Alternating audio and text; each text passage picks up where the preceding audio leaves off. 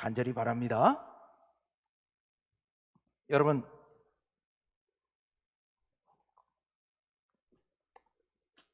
여러분은 누구를 위해서 사십니까? 요새 우리나라 대통령 선거가 내년 3월에 있지 않습니까? 그래서 대통령 선거에 너도 나도 입 후보를 하다 보니까 지금 예비 후보로 활동하고 있는 사람들이 대략 여기 보니까 한 20명 되는 것 같아요. 그분들이 누구를 위해서 대통령 하겠다고 나왔을까 하는 생각을 한번 해봤습니다. 여러분, 누구를 위해서 그분들이 대통령 하겠다고 나왔을까요? 그분들의 말로는 누구를 위해서? 국가와 민족을 위해서, 우리 국민들을 위해서 대통령을 하겠노라고 이렇게 날이면 날마다 그렇게 얘기를 하죠. 그런데 여러분, 그거 믿습니까? 거의 믿어지지 않는 이야기이죠. 자기를 위해서 하는 거죠. 자기 정당을 위해서 하는 거고, 다 자기를 위해서. 물론 그분들의 말이 전혀 틀린 말은 아니에요. 우리 사회는 자유주의 경쟁 사회이기 때문에 다 자기를 위해서 대통령도 하고 자기를 위해서 돈도 벌고 열심히 살아가면 그게 자유롭게 경쟁을 이루면서 그 가운데서 조화를 이루어서 이제 국민들의 또 국가의 이익도 되긴 됩니다. 그 원리니까 누구나 다 자기를 위해서 활동하면서 국민을 위해서 한다고 그렇게 말을 하고, 국민들의 지지를 얻기 위해서 어떻게 국민들을 위해서 할 것인지를 말을 하고, 그래서 지지를 얻어내려고 하는 거죠. 우리 국민들은 뻔히 알면서도 그래도 누구 생각이 더 좋은지 봐가면서, 누가 또 믿을 만한지를 봐가면서 이렇게 투표를 또 하고 그렇게 하는 거죠.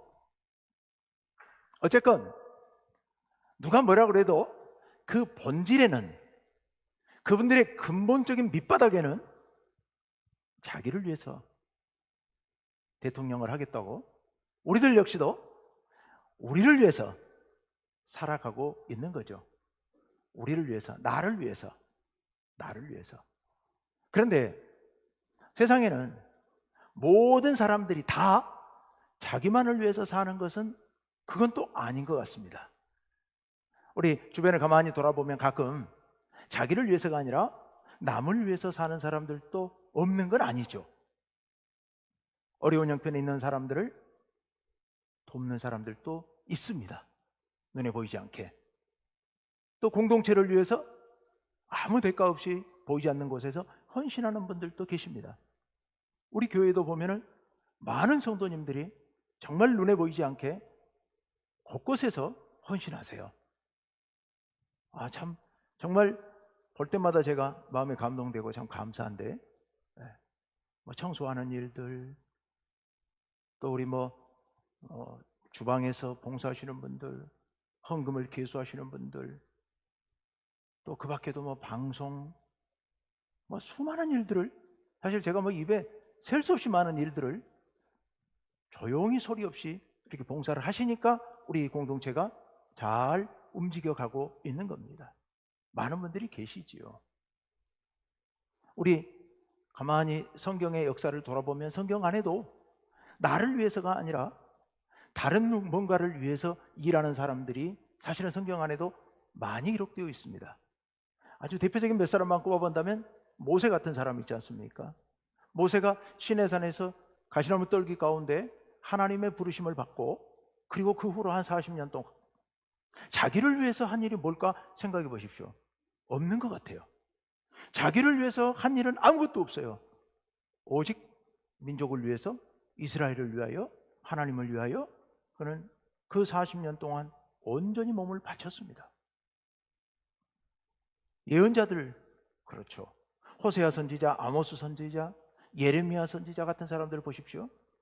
멀쩡하게 자기 삶을 살던 사람들을 하나님께서 부르시면 그들이 나와서 하나님의 부르심을 받고 몇십 년 동안 백성을 위하여, 나라를 위하여, 또 하나님의 뜻을 위하여서 온전한 헌신을 하는 사람들을 많이 보게 됩니다. 신약에도 그렇죠. 여러분, 사도 바울 우리 잘 아시지 않습니까? 다메섹 도상에서 예수님을 만난 이후로 하나님께서 그를 부르시자 그는 이방인 선교를 위하여서 남은 여생을 완전히 바치죠. 자기 자신을 위해서 한 일 없습니다. 완전히 하나님의 사역을 위하여, 예수님을 모르는 이방 사람들을 구원하기 위하여 그의 온 삶을 완전히 헌신하게 되지요. 자기를 위해 산 삶이 아니었습니다. 이렇게 남을 위해서 사는, 자기를 위해서 살지 않는 그런 삶이 있다는 것을 우리는 기억해야 됩니다.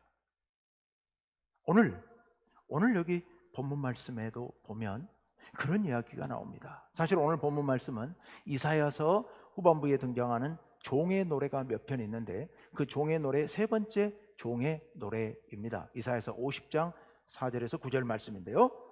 자, 우리 6절 말씀을 한번 읽어볼까요? 6절 말씀 다 같이요. 나를 때리는 자들에게 내 등을 맡기며 나의 수염을 뽑는 자들에게 나의 뺨을 맡기며 모욕과 침뱉음을 당하여도 내 얼굴을 가리지 아니하였느니라. 아멘. 나를 때리는 자들에게 내 등을 맡겨요. 여기서 나를 때린다고 하는 게 채찍질을 하는 것을 이야기합니다. 붙잡아서 엎어놓고 채찍으로 때리는데요. 옛날에 짐승들을 다루기 위해서 채찍을 만들었었죠. 가죽으로. 그런데 그 채찍에다가 좀 더 통증을 강하게 주기 위하여서 채찍 끝에다가 납덩어리를 박아가지고 날카롭게 만들어서 그걸로 채찍으로 칩니다. 우통을 벗겨놓고 등짝을 채찍으로 후려치고 그거 하면 막 벌겋게 부풀어 올라오고 피가 흐르고 나중엔 피범벅이 되는데 그렇게 채찍으로 치는데 내가 내 등을 그 치는 자에게 내 맡기고 나의 수염을 뽑는 자들에게 나의 뺨을 맡기고 여러분 이 수염을 뜯어서 뽑는데 여러분 그 통증이 얼마나 심하겠습니까? 그 아픔이요. 잘 안 뜯어지잖아요. 안 뽑아지잖아요. 이게 머리카락보다 더 안 뽑히거든요. 근데 그것을 뜯고 뽑으면 고통이 정말 말로도 할 수 없겠죠. 뿐만 아니라 이쪽 사람들은 이 수염을, 풍성한 수염을 남자의 명예로 알고 있는데 그것을 쥐어 뽑아버리는 거예요. 그리고 모욕과 침뱉음을 얼굴에다가 나를 모욕하고 내 얼굴에다가 침을 뱉는데 내 얼굴을 가리지 않았다는 거예요. 그렇게 등짝을 채찍으로 치는데 그냥 묵묵히 내맡기고 있는 거예요. 몸을 비틀어 피하지도 않는 겁니다. 뺨에서 수염을 쥐어뜯는데도 뺨을 내맡기고 있는 겁니다. 얼굴에다 침을 뱉는데도 가만히 있는 겁니다. 야, 어떻게 이렇게 묵묵히 견뎌낼 수가 있을까? 왜 이렇게 바보처럼 견디고 있을까? 우리 7절 말씀을 봅시다. 7절 말씀 우리 다 같이 한번 7절을 읽어봅시다. 시작. 주 여호와께서 나를 도우심으로 내가 부끄러워하지 아니하고 내 얼굴을 부싯돌같이 굳게 하였으므로 내가 수치를 당하지 아니할 줄 아노라. 아멘. 왜 내가 피하지 않습니까? 주 여호와께서 나를 도우심으로, 하나님께서 나를 도우실 줄을 내가 믿기 때문에, 그리고 넷째 줄에 내가 수치를 당하지 아니할 줄 아노라. 여기서 수치를 당하지 않는다는 게 무슨 소리일까요? 지금 수치를 당하고 있잖아요. 지금 수염을 뜯기고 얼굴에 침뱉음을 당하고 이게 수치 아닙니까? 근데 여기서 말하는 수치를 당하지 아니할 줄, 이때 수치를 당한다고 하는 것은 마지막 날 하나님의 심판대 앞에서입니다. 하나님의 심판대 앞에서 내가 수치당하지 않을 줄을 아노라, 이런 고백인 겁니다. 여러분, 이 지금 예언자인데, 예언자가 이런 모욕을 당하고 고통을 당하고 수치를 당하는데도 불구하고 묵묵히 그것을 참고 이를 악물고 그걸 참고 있습니다. 왜 그렇게 참고 있었습니까? 하나님께서 나를 도우실 줄을 믿기 때문에요. 그리고 내가 하나님 앞에서 수치를 당하지 않을 줄을 알기 때문에요. 그런데요, 이스라엘 백성들은 이런 생각을 했습니다. 지금 이 예언자처럼 이렇게 두들겨 맞고 침뱉음을 당하고 수염을 쥐어뜯기는데도 불구하고 아무 일도 일어나지 않는다면 이건 하나님의 저주다라고 생각을 했습니다. 하나님께서 사랑하시는 사람이라면, 그가 의인이라면 하나님께서 이런 수치를 당하거나 죄 없이 이런 모욕을 당하고 고통을 당할 때 하나님께서 손을 내밀어서 그를 구원해 주실 것이라고, 누군가를 통해서라도, 갑자기 하늘에서 우박을 떨어뜨려서라도 막아주신다고 그들은 믿고 있었습니다. 그래서 만약 하나님께서 이런 일이 벌어지는데도 불구하고 내버려 두시고 있다면 그건 바로 하나님의 저주가 이 사람에게 임하고 있고 하나님께서도 이 사람에게 유죄를 인정한 것이다 라고 그들은 그렇게 생각을 했었습니다. 바로 예수님의 십자가 사건이 그런 거 아니겠습니까? 대제사장의 무리들과 그들이 예수님을 십자가에 못 박아 놓고서 그들이 조롱하지 않습니까? 당신이 하나님의 아들이라면 십자가에서 뛰어내려 보시오. 그게 무슨 얘기입니까? 만약 저 사람이 정말로 메시아 하나님의 아들이라면 하나님께서 지금 역사하셔서 십자가에서 구원해 주실 것이라고 그들은 실제로 믿고 있었던 겁니다. 그런데 하나님께서 아무 반응이 없으세요? 그리고 예수님께서 완전히 십자가에서 죽으셔요. 숨이 끊어지셔요. 그걸 보고서 거 봐라. 제가 하나님의 아들이 아닌 게 분명하다는 겁니다. 만약 하나님의 아들이었더라면 하나님께서 손을 내밀어서 그를 건져주셨을 텐데, 천사를 보내서 십자가에서 내려주셨을 텐데 안 하는 거 보니까 저가 죄인 맞고, 저가 하나님의 아들이 아닌 게 맞고, 제가 하나님의 아들이라고 사칭한 게 맞다 라고 그들이 판단을 내려버립니다. 지금 이 예언자가 이렇게 등에 채찍질을 맞고 그리고 수염을 뜯기고 얼굴에 침뱉음을 당하고 모욕을 당하는데도 불구하고 아무 일도 일어나지 않는다는 얘기는 하나님께서 그를 유죄로 보고 계시다는 증거이다라고 생각했던 겁니다. 그런데 그것이 그들의 상식인데 이 예언자는 태연하게 맞고 있으면서 우리 하나님께서 나를 도우실 것이고 우리 하나님의 심판대 앞에서 하나님께서 나를 의롭다 하실 것이라고, 그렇게 내가 믿고 있다는 그런 얘기를 지금 하고 있는 겁니다. 어떻게 이런 얘기를 하고 있을까? 8절로 한번 넘어가 봅시다. 8절로 다 같이 한번 읽어봅시다. 시작. 가까이 계시니 나와 다툴 자가 누구냐? 나와 함께 설지어다. 나의 대적이 누구냐? 내게 가까이 나올지어다. 아멘. 여기 나를 의롭다 하시느니 바로 하나님의 심판대 앞에서 나와 다툴 자, 나의 대적이라는 말이 있지 않습니까? 여기 나와 다툴 자, 나의 대적은 지금 여기서 나를 때리는 사람들이기도 하지만 여기서 다툰다는 이야기는 하나님의 심판대 앞에서 나와 그들이 누가 옳은지를 다툰다는 그런 의미입니다. 하나님의 심판대 앞에서. 그럴 때 우리 하나님께서 내 편이 되시다고 하는 거죠. 첫째 줄에 나를 의롭다 하시는 이가 가까이 계시니, 어디에요? 가까이에, 바로 내 곁에 계시니, 그러니 내가 두려워하지도 않고 치욕스러워지도 않지도 않고 내가 피할 이유도 없다는 겁니다. 내가 묵묵히 이 고통을 견디겠다는 그런 이야기입니다. 9절 말씀으로 한번 가봅시다. 9절 다 같이요. 시작. 보라, 주 여호와께서 나를 도우시리니 나를 정죄할 자 누구냐? 보라, 그들은 다 옷과 같이 헤어지며 좀이 그들을 먹으리라. 아멘. 여기 셋째 줄에 옷과 같이 헤어지며, 셋째 줄, 넷째 줄에 옷과 같이 헤어지며 좀이 그들을 먹으리라 라는 말씀은 순식간에 사라진다는 얘기입니다. 하나님의 징벌로 멸망한다, 이런 의미예요. 누가요?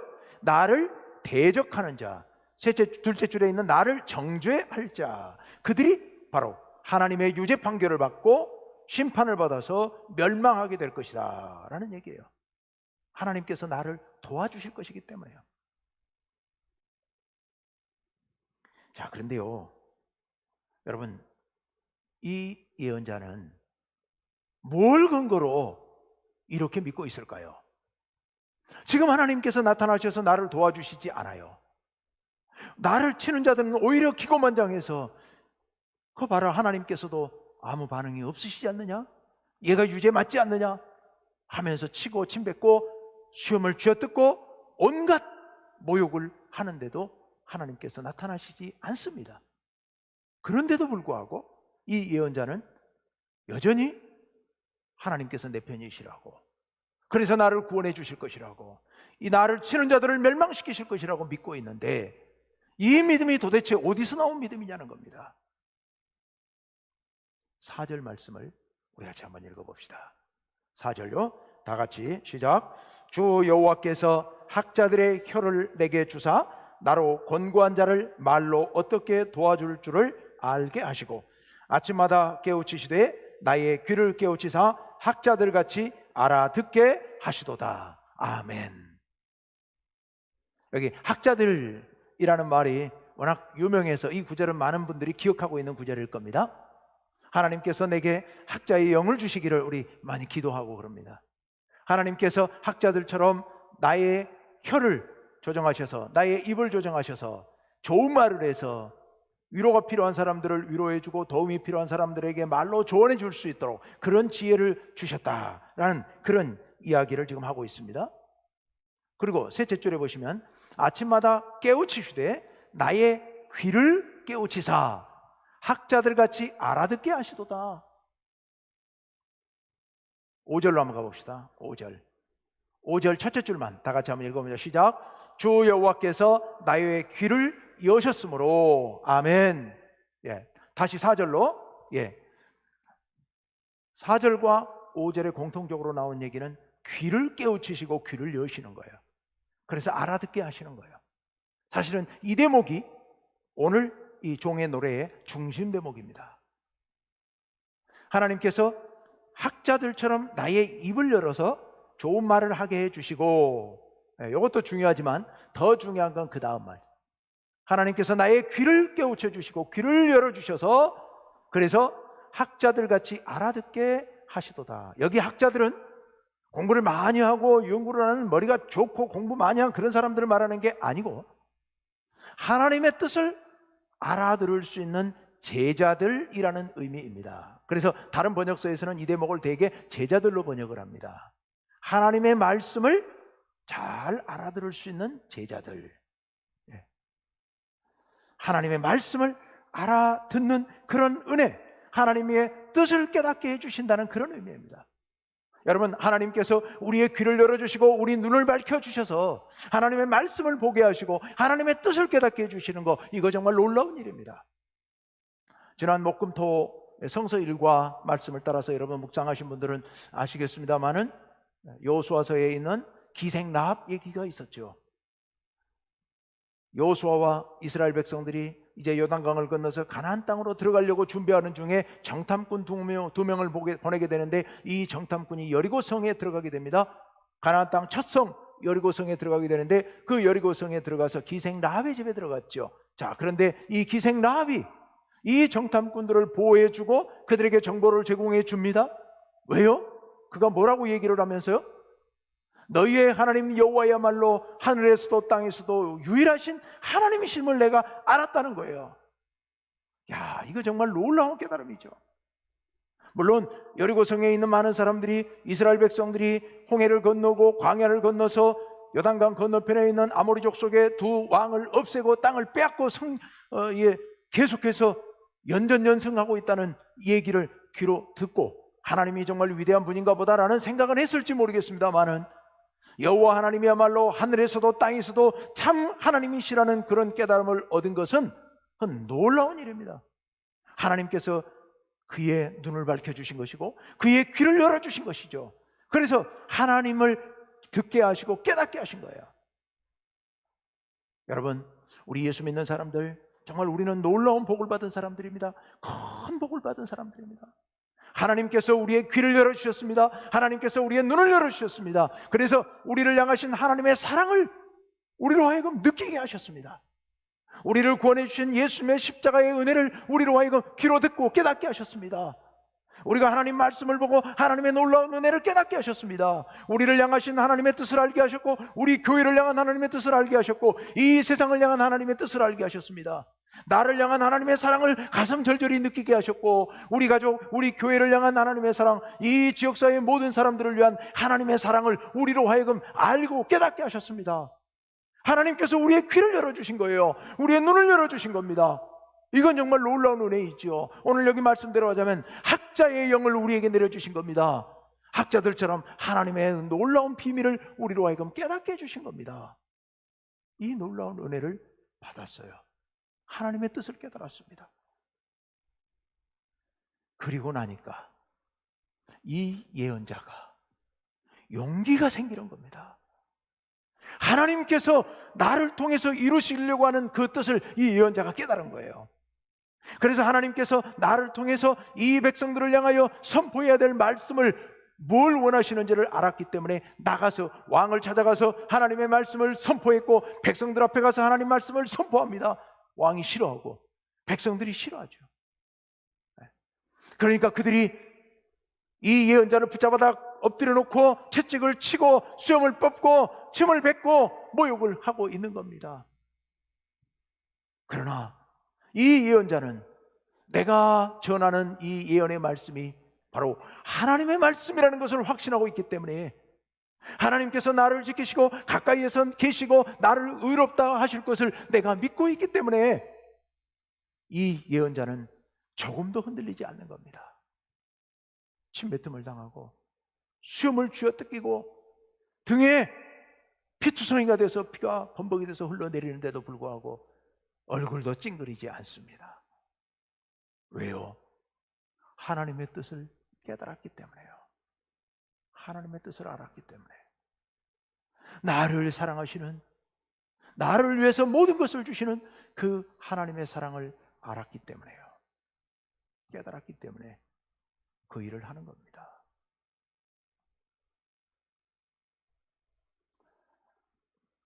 그런데 여러분, 우리가 하나님의 뜻을 깨닫기만 하면, 우리의 귀가 열려서 하나님의 말씀을 알아듣기만 하면, 그러면 모두가 이 예언자처럼 하나님을 위해서 생명을 바친 모세나 바울처럼 그렇게 변할 수 있는가? 그건 아닙니다. 그건 아니에요.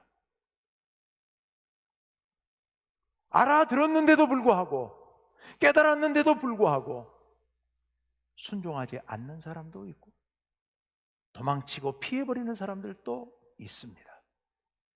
그래서 5절 말씀을 다시 봐야 돼요. 5절 말씀 둘째 줄과 셋째 줄을 우리 같이 한번 읽어봅시다. 시작. 내가 거역하지도 아니하며 뒤로 물러가지도 아니하여 하며. 아멘. 거역하는 사람도 있습니다. 불순종한다는 얘기입니다. 불복종한다는 얘기입니다. 그리고 물러가는 사람도 있습니다. 여기 물러간다는 얘기는 숨어버린다는 얘기예요. 피해버린다는 얘기예요. 요나가 하나님의 부르심을 받고도 다시스로 가는 배를 타고 도망치려 했던 것처럼, 그 배에 올라탔는데도 하나님께서 나를 혹시라도 찾아내실까봐 배 밑창으로 내려가 버린 것처럼, 그리고 배 밑창에 내려가 있으면서도 하나님께서 나를 찾아내가지고 나를 부를까봐 못 들은 척 하려고 잠이 든 척 해버리는 겁니다. 그런 사람들도 있다는 겁니다. 여러분, 우리가 하나님의 뜻을 깨달았다면, 하나님의 사랑을 알았다면 그 다음에 우리의 할 일이 있습니다. 그게 뭡니까? 바로 여기 둘째 줄과 셋째 줄에 있는 것처럼 하나님 앞에 거역하지도 아니하며, 즉 순종하는 겁니다. 순종하는 거예요. 하나님의 뜻에 순종하는 거예요. 그리고 물러가지도 아니하며, 아무리 두려워도, 아무리 치욕스러워도 뒤로 물러서지 않고 당당하게 앞을 향해 걸어 나아가는 겁니다. 이건 우리의 결단이죠. 이 둘째 줄과 셋째 줄은 바로 이 예언자의 결단인 겁니다. 이 예언자의 결단, 이게 있어야 고난을 인내하면서 하나님의 뜻을 이루어갈 수 있는 겁니다. 놀라운 비밀인데요. 마태복음에 보면 예수님께서 이런 비유 말씀을 하셨어요. 대제사장이나 또 그 장로들이 와가지고 예수님께 묻죠. 당신이 성전에서 누구의 권위로, 누구 허락받고 이런 말씀을 전하느냐? 라고 추궁을 합니다. 어제 성서 일과에 있었던 대목인데요. 추궁해요. 그때 예수님께서 그들에게 세례 요한의 권위가 누구에서부터냐, 누구에게서 온 거냐라고 되물으시면서 그 대답을 못하니까 예수님께서 그들에게 비유 한 가지를 들려주시는데, 두 아들이 있었다. 아버지가 맏아들을 불러가지고 얘 오늘 너 포도원에 가서 일 좀 해라. 예 아버지 그렇게 할게요 하고 가더니 안 가고 딴 데로 새버린 거예요. 아버지가 그 사실을 알고는 둘째 아들을 불러서 얘 오늘 너 포도원에 가서 일 좀 해라. 아 싫어요 아버지. 이 더운 날 뭐 포도원에 가서 일을 해요. 나 다른 약속 있어요 하고 가버렸다. 그런데 가던 둘째 아들이 가다가 생각해 보니까 안 되겠는 거예요. 어떻게 합니까? 뉘우치고 포도원으로 들어가서 일을 하게 되지요. 왜 뉘우치고 포도원에 들어가서 일을 하게 됩니까? 그가 아버지의 마음을 생각한 거죠. 아버지께서 얼마나 마음 아파하실까? 맏아들은 하겠다고 그러놓고 딴 데로 새버리고, 둘째 아들은 대놓고 싫다고 소리치고 가버리니 아버지의 마음이 얼마나 답답하실까? 아마 그랬겠죠. 글 안 했으면 가겠습니까? 실소이다를 왜 했겠어요? 싫으니까 실소이다 그랬겠죠. 포도원에 가서 땡볕에 가서 일하는 게 얼마나 힘든 일입니까? 그러니까 그가 아니까 안 간다고 했거든요. 그런데 왜 다시 돌아간 겁니까? 왜 그 포도원에 일을 하러 간 겁니까? 싫은데 왜 간 겁니까? 좋아서 간 거 아니거든요. 편안해서 간 거 아니거든요. 여전히 힘들고 고통스러울 걸 알고 있습니다만은 그럼에도 불구하고 그는 포도원으로 갑니다. 그걸 감수하고서요. 왜요? 아버지의 마음을 생각하기 때문에요. 나를 사랑하시는 아버지의 마음을 생각하기 때문에 결단하고 내가 희생하고 내가 포기하고 포도원으로 가서 하루 종일 진땀을 흘리면서 그 일을 해내는 겁니다. 여러분, 우리 모두는 하나님께서 우리의 귀를 열어주신 사람들입니다. 그래서 하나님의 뜻을 우리가 깨달았습니다. 어떤 사람은 적게 깨달았고 어떤 사람은 많이 깨달은 차이는 있겠죠. 그렇지만 모두 다 우리는 하나님의 뜻을 깨달은 사람들입니다. 자, 그 다음에 중요합니다. 그 다음에 하나님의 뜻을 깨달았지만 결단하고 뉘우치고 회개하고 포도원으로 들어간 둘째 아들도 있고, 깨달았지만 그래도 귀찮아서 가버린 사람도 있을 겁니다. 하나님의 뜻을 깨닫고 오늘 여기에 거역하지도 아니하고 물러서지도 아니하고 용기를 내서 엎드려서 채찍질을 맞고 그리고 수염을 쥐어뜯기면서도 하나님의 말씀 전하기를 그치지 않은 이 예언자가 있습니다. 여러분은 어떤 분들입니까? 여러분의 신앙은 어떻습니까? 하나님의 뜻을 깨달았다면 우리는 결단하고 행동에 옮겨야 합니다. 주일날 와서 설교를 들으면서 그래 그렇게 살아야지 문 나가면서 잊어버리고 살아간다면, 깨닫기는 깨달았는데 하나님께서 제자의 영, 학자의 영을 주셔서 귀를 열어서 듣게는 하셨는데, 그런데 아무 의미가 없어요. 아무 의미가. 성경 말씀을 읽으면서 그래 이렇게 살아야지, 이렇게 은혜로운 은혜 말씀이 있는데 내가 하나님 뜻대로 살아야지, 그때뿐이고 성경을 덮으면 그 순간 잊어버리면 이거는 아무것도 아닌 거잖아요. 오히려 모르는 사람보다 더 못할 수도 있죠. 그러니 말씀을 듣지 말고 읽지 말라는 말씀이 아니잖아요. 깨달아지는 바를, 가슴 깊이 깨달아지는 바를 결단하고 내 등이 채찍에 맞아서 골이 패이고 피가 줄줄 흘러서 피 범벅이 될지라도, 내 수염을 다 쥐어뜯기고 내 얼굴에 침뱉음을 당할지라도 우리는 용기를 내서 하나님의 뜻을 따라야 될 줄로 믿습니다. 왜요? 도우시는 하나님께서 우리 곁에 계시니까요. 마지막 날 심판대 앞에서 우리를 의롭다 하실 여호와 하나님께서 우리를 돕고 계시니까요. 우리가 하는 이 일이 하나님의 뜻이라는 것을 확신하기 때문에요. 나를 사랑하시는 하나님께서 나를 통해 이루고자 하시는 하나님의 뜻이 이것이라는 것을 알기 때문에, 그렇기 때문에 우리는 하나님의 뜻에 순종하면서 사는 겁니다. 누구를 위하여요? 하나님을 위하여 사는 겁니다. 하나님을 위하여. 처음에 신앙생활을 시작할 때는 대부분 다 우리가 나를 먼저 생각하면서 신앙생활 할 수밖에 없어요. 어린아이가, 갓 태어난 어린아이가 엄마 품에서 젖을 먹을 땐 엄마 생각합니까?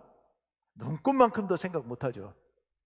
그냥 배고프면 엄마야 아프든가 배가 고프든가 그냥 젖만 달라고 울부짖고 들러붙을 수밖에 없는 거죠. 하지만 그건 젖먹이 때 얘기예요. 조금 자라서 6개월이 되고 1년이 되고 2돌이 되고 3돌이 되면 이제 엄마가 좋고 엄마를 사랑하면서 그 마음이 뭐로 발전합니까? 이제는 점점 엄마를 위하는 마음으로 발전하지 않습니까?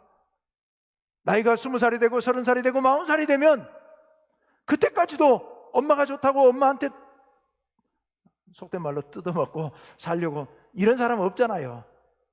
그 나이 되면 누구나 부모를 생각하고 안쓰러워하고 애달파하고 그러는 건 아니겠습니까? 우리의 신앙도 성장해야죠. 언제까지 젖만 먹고 있을 겁니까? 하나님 앞에 나와서 언제까지 달라고만 할 겁니까? 나만을 위해서, 엄마는 나만을 위해서 있는 존재? 그건 아니잖아요. 시간이 지나면서 엄마의 사랑을 새록새록 깊이 깨달으면 엄마를 위하는 마음이 나오는 것처럼 우리 역시도 신앙이 성장해가면서 처음에는 나만을 위해서 신앙생활을 하고 그렇지만 점점 신앙이 성장해가면서 이제는 하나님을 위하는 마음, 나를 사랑하시고 나를 보호해 주시는 하나님을 사랑하는 마음으로 그렇게 살아가야 하지 않겠습니까? 그게 행복한 것이고 그게 정말 복된 것이지요. 우리 중국교회 모든 성도님들은 우리는 이제는 신앙이 점점 성숙해 가야 합니다. 젖먹이 신앙에서 성장해서 이제는 나만을 위한 신앙에서 벗어나서 점점 하나님을 생각하고 하나님을 위하는 신앙으로 성장해 가야 할 줄로 믿습니다. 그럴 때 우리 모든 신앙이, 우리 모두가 참 우리 교회가 그럴 때는 행복해질 겁니다. 우리 모두가 하나님을 위해서 신앙생활하면 우리 교회는 하나님 나라가 됩니다. 우리 온 인류가 모두 다 하나님을 믿고 모두 다 하나님을 위해서 살면 이 지구는 하나님 나라가 될 줄로 믿습니다. 우리가 그렇게 하나님을 위한 삶을 살아가시는 우리 성도님들 되시기를 간절히 원합니다. 함께 기도합시다.